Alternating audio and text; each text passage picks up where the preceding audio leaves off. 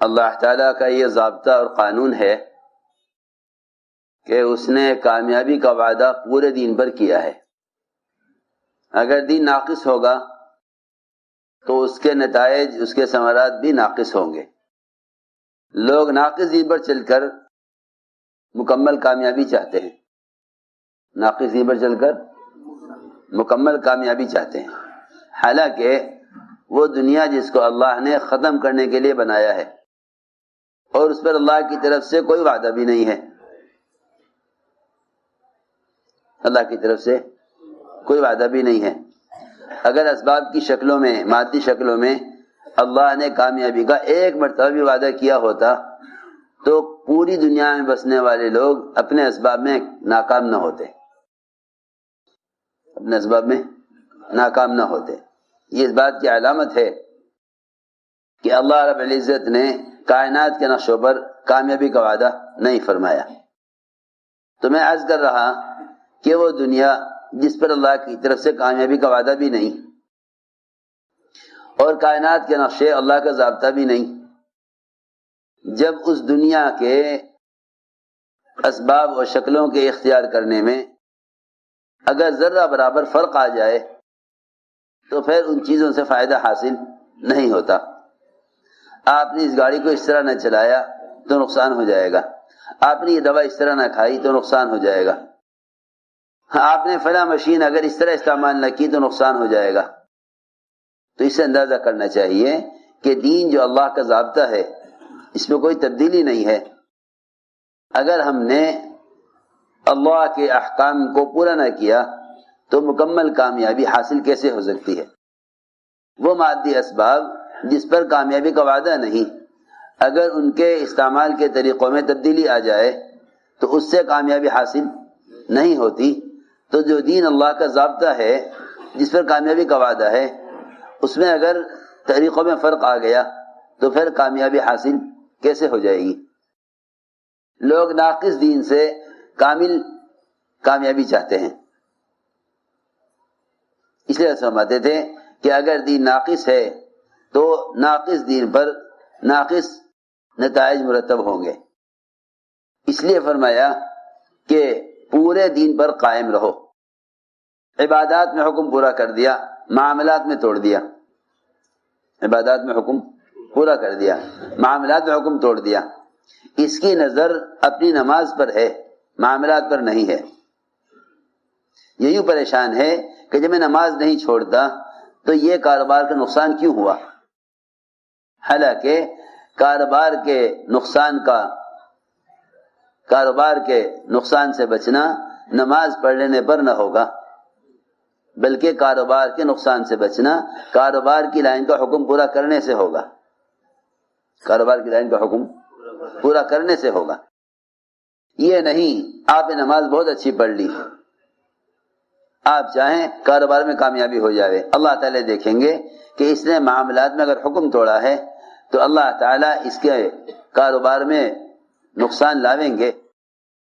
ہر سمجھتے تھے ہر لائن میں جو رکاوٹ پیش آتی ہے اللہ کی طرف سے اس لائن کو ٹھیک کرنے کے لیے پیش آتی ہے، لیکن ہماری اس طبیعت اور عادت یہ بن گئی کہ اگر حالات آتے ہیں جو ہے کاروبار اور تجارت اور زراعت میں تو ہم سمجھتے ہیں کہ عبادات سے حالات درست ہو جائیں گے، عبادات سے حالات درست ہو جائیں گے۔ دیکھو یاد رکھو، جو حالات معاملات کی خرابی سے آئیں گے، جو حالات معاملات کی خرابی سے آئیں گے وہ عبادات سے درست نہ ہوں گے۔ دنیا میں تو کیا درست ہوں گے، آخرت میں بھی بہت اچھی عبادت کرنے والا معاملات میں حکم توڑنے کی وجہ سے اللہ کے عذاب سے بچ نہ سکے گا۔ حالانکہ دنیا کے معاملات تو بہت معمولی ہیں، لیکن آخرت میں بھی یہ اپنی عبادات کے ذریعے معاملات میں حکم توڑنے کی وجہ سے عذاب سے بچ نہ سکے گا۔ اللہ تعالی حقوق والوں کو بلائیں گے، اللہ تعالی حقوق والوں کو بلائیں گے، فرمائیں گے کہ اس کی تمام نیکیاں مقبول عبادات حق والے لے لیں، ساری عبادات حق والے اس کی لے اڑیں گے، ساری عبادات حق والے لے جائیں گے۔ وہ کہیں گے اے اللہ ہمارا حق باقی ہے، اس کی ساری عبادات حق والے لے جائیں گے، پھر کہیں گے اے اللہ ہمارا حق باقی ہے۔ اللہ تعالی ان حقوق والوں کے گناہ اس عابد پر ڈال دیں گے، اس عابد پر ڈال دیں گے۔ ثم طرح فی النار، پھر اس معاملات میں حکم توڑنے والے کو جہنم میں ڈال دیا جائے گا، باوجود یہ کہ اس کے پاس مقبول عبادتیں ہوں گی۔ یہ اس لیے میں نے عرض کیا کہ جو حالات معاملات کی خرابی سے آتے ہیں وہ عبادت سے درست نہیں ہوتے۔ اس لیے حکم یہ ہے کہ پورے دین پر چلو، حکم یہ ہے کہ پورے دین پر چلو، ادخلوا فی السلم کافہ، اسلام میں پورے داخل ہو جاؤ۔ دنیا میں ہدایت اور امن، دنیا میں ہدایت اور امن ان لوگوں کے لیے ہے جو اپنے ایمان میں شرک کی آمیزش نہ کریں، اپنے ایمان میں شرک کی آمیزش نہ کریں، ایمان کے ساتھ شرک کو شامل نہ کریں، دین کے ساتھ بے دینی کو داخل نہ کریں۔ اللہ تعالیٰ کی طرف سے دنیا میں ان سے امن اور ہدایت کا وعدہ ہے کہ اللہ تعالیٰ ایسے لوگوں کو دنیا میں امن عطا فرمائیں گے جو پورے دین پر چلنے والے ہوں گے، جو پورے دین پر چلنے والے۔ اللہ کی طرف سے کامیابی کا وعدہ پورے دین پر ہے۔ یہ بات بھی نہیں کہ 10% دین پر چلو 10% کامیابی مل جاوے، پھر 40% والوں کو 40% کامیابی مل جاوے، ایسا بھی نہیں ہے، ایسا بھی نہیں ہے۔ میں نے جیسا عرض کر دیا کہ باوجود مقبول عبادات کے معاملات میں حکم توڑ کر دنیا میں پریشان رہے گا، آخرت میں بھی ناکامی ہوگی، آخرت میں بھی ناکامی ہوگی۔ اس لیے دوستو عزیزوں، سب سے بنیادی بات جو عرض کرنی ہے وہ یہ کہ پورے دین پر قائم ہو، پورے دین پر قائم رہو۔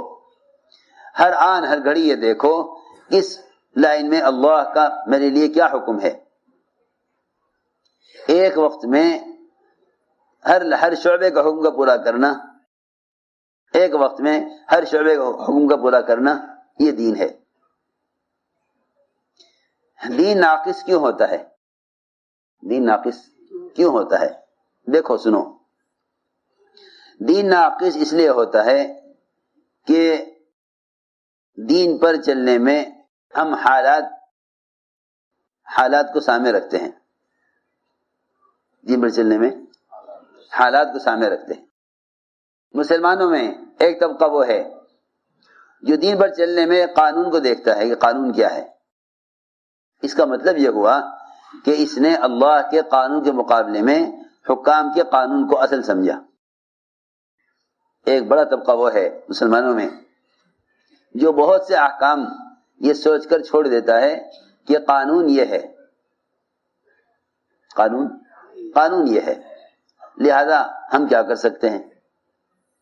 جب حکومت بدلے گی، قانون بدلے گا، پھر عمل کریں گے۔ سننا بات بہت غور سے۔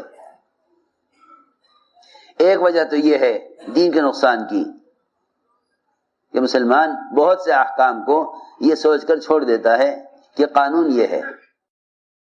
دوسری بات یہ ہے کہ بہت سی سنتیں، بہت سے احکام یہ سوچ کر چھوڑ دیتا ہے کہ ابھی میرا ماحول اس کی اجازت نہیں دیتا۔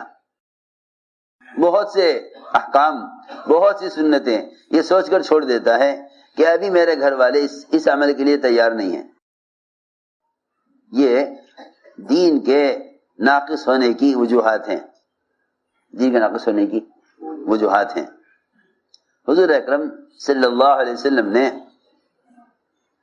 دیکھو غور سے سننا، حضور اکرم صلی اللہ علیہ وسلم نے، ہم تو اپنے گھر والوں کی خواہش کے لیے سنتوں کو یہ سمجھ کر چھوڑ دیں کہ یہ سنت ہے، فرض نہیں ہے، فرض نہیں بلکہ سنت ہے، یہ سوچ کر بہت سی سنتوں کو چھوڑ دیں کہ اس کا کرنا فرض نہیں ہے۔ کیونکہ بڑی کمی اس بات کی ہے کہ ہم سنت کا حکم جانتے ہیں، درجہ نہیں جانتے. سنت کا حکم جانتے ہیں، درجہ نہیں جانتے. سنت کا حکم جانتے ہیں، درجہ نہیں جانتے. اگر سنت کا درجہ جان لیں، اگر سنت کا درجہ جان لیں تو سنتوں کو چھوڑنے کی اس طرح ہمت نہ ہو جس طرح فرائض کو چھوڑنے کی مسلمان ہمت نہیں کر سکتا. اسے فرائض کو چھوڑنے کی ہمت نہیں کر سکتا، اس طرح سنتوں کو چھوڑنے کی بھی ہمت نہ کرے. اگر ہمیں سنت کا درجہ معلوم ہو جائے، اگر ہمیں سنت کا درجہ معلوم ہو جائے، بہت سی سنتیں اپنے گھر والوں کی چاہت کی وجہ سے چھوڑ دیتے ہیں، تو ایک رکاوٹ آئے گی اس لائن سے، گھر والے نہیں چاہتے کہ میں اس سنت پر عمل کروں. یہ بہت سے احکام چھوڑے گا اپنے متعلقین کی وجہ سے، بہت سے احکام چھوڑ دے گا قانون کی وجہ سے. میں اس ساری بات کا خلاصہ یہ ہے میری کہ مسلمانوں کو اجتماعی طور پر، ملکی سطح پر یا انفرادی طور پر یا اپنے سماج اور شخصی زندگی کے طور پر دین میں چلنے میں جو رکاوٹیں ہیں، دین میں چلنے میں جو رکاوٹیں ہیں، یہ رکاوٹیں کیسے دور ہوں؟ ان رکاوٹوں کے دور ہونے کے لیے کیا شرط ہے؟ ان رکاوٹوں کے دور ہونے کے لیے کیا شرط ہے؟ جب تک وہ شرط پوری نہیں کی جائے گی، مسلمان اپنے دین پر چلنے میں با اختیار نہیں ہوگا. مسلمان دین پر چلنے میں با اختیار نہیں ہوگا. اور اگر اس انتظار میں ہو کہ ہمیں اختیارات مل جائیں گے تو پھر ہم خود بھی دین پر چلیں گے اور قانون کو بھی بدل دیں گے، تو یہ بھی ایسا خواب ہے جو کبھی پورا ہونے والا نہیں ہے.